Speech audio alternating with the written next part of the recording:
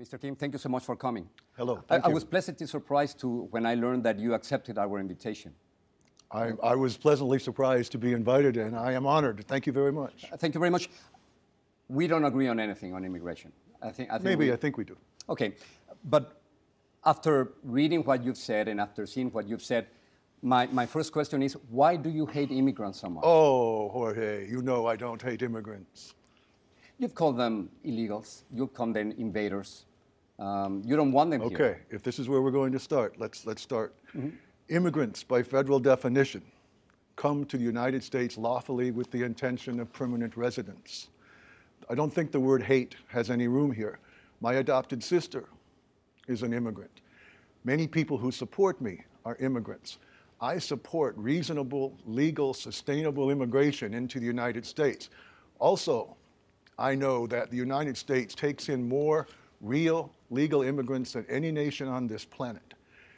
The concept, quite frankly, is offensive that I hate anybody, but particularly immigrants. That's not accurate. Well, but you call them illegals. I mean, there's no illegal human being, right?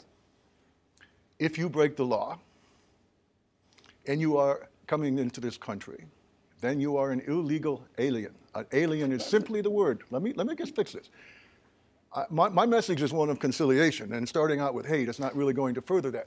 The word alien, Mr. King. The word alien simply denotes someone who is not a citizen of the United States of America. But I mean, you also call them invaders.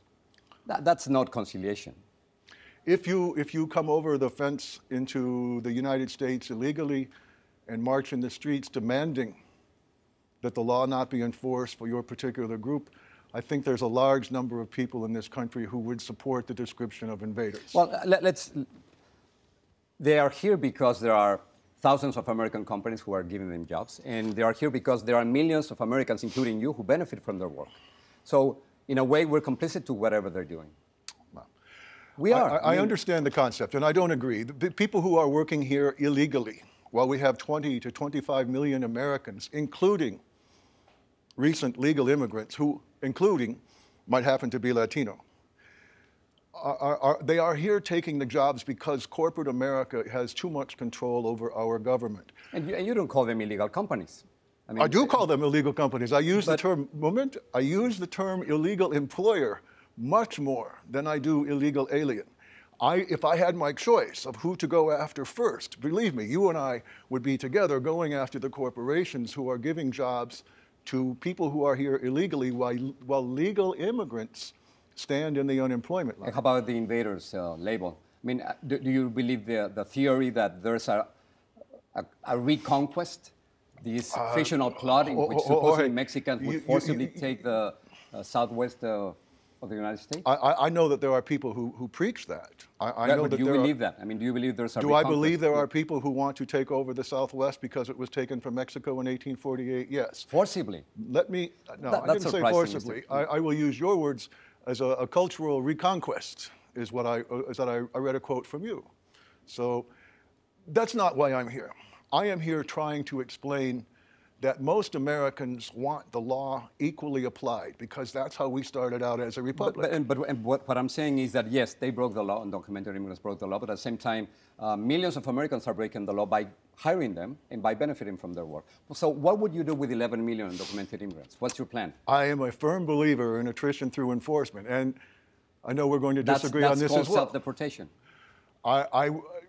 Romney called it self-deportation. I call it attrition through enforcement. The concept that if we enforce the law as it is written, and people here illegally cannot obtain a job, a benefit, or a service, they will go home. It's rather like no one will break into Disney World. 11 million people, Mr. King. I mean, Mitt Romney obviously lost the Hispanic vote and the White House because of that idea. So for many people, it's simply absurd to think of that you're going to be raiding millions of immigrants and taking them in buses to the border. That's simply impossible. I take a Barbara Jordan approach to this. Barbara Jordan was appointed by Bill Clinton in the mid-90s to figure out a solution after what we were told would be the one-time amnesty of 1986. Barbara Jordan testified to Congress that the answer is A, not to confuse immigrants with people who are here illegally, because we cannot honor the system like that, and B, to be sure that people here illegally are not taking jobs, benefits, and services from people who should be here. Barbara Jordan said, deportation is crucial. I wish that we could take care of everybody on the planet, but we have immigration laws but again, for a reason. Your solution, I mean, what are we really going to be doing with 11 million documented immigrants? I mean, all of them are not going back to their country of origin. First of all, they make 5 times or 10 times as much as they would in their country of origin. So they're not going back. You know that. They're not going back. I don't know that. We have to deal with them right here, Mr. King. I can show you, and by the way, please call me DA, because I feel uncomfortable calling you Jorge, as we agreed. You can call me Jorge. Okay.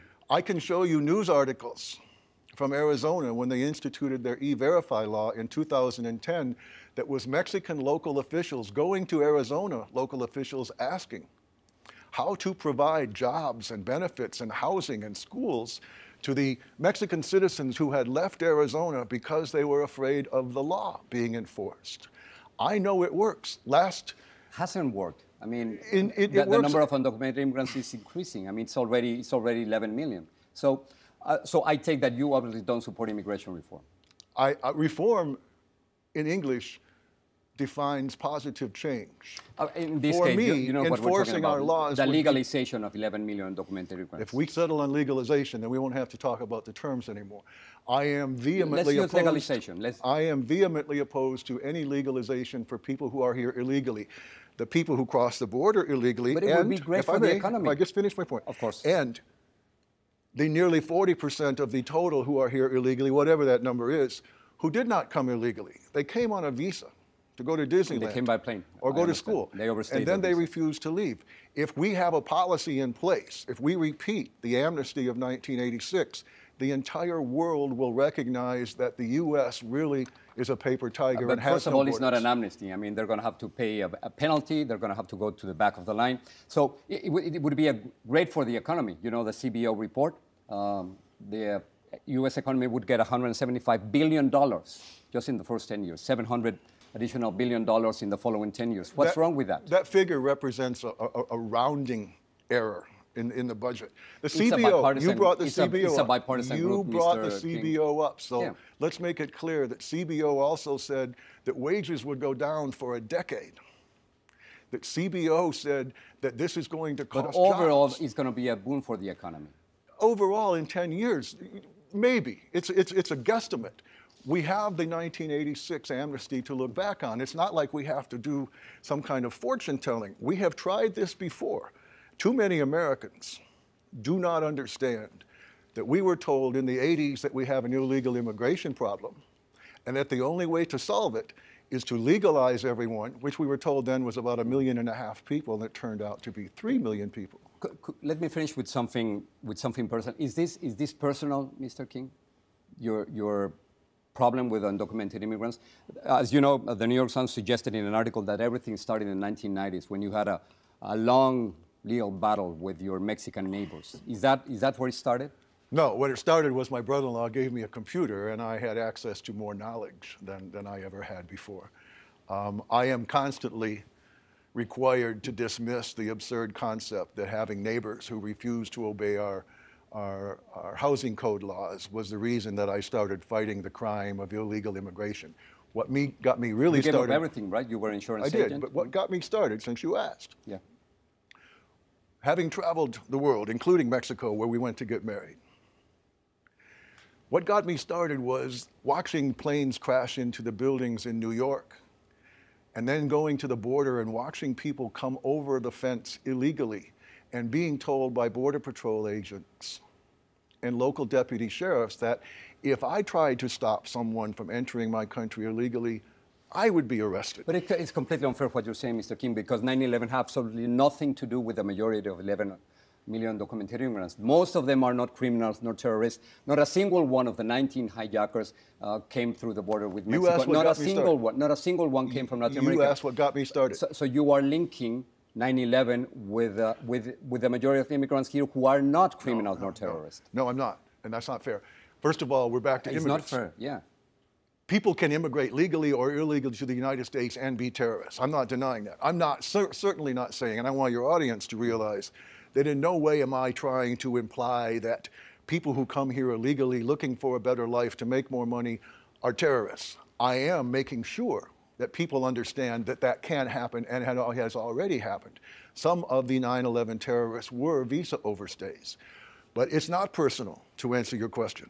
I'm enjoying the conversation. I am too. So I want everyone, including you, Jorge, to understand that I was taught that the United States of America is judged by a rule of law, and that if there is a group or groups of people for whom the law does not apply, then the entire concept of a republic falls apart.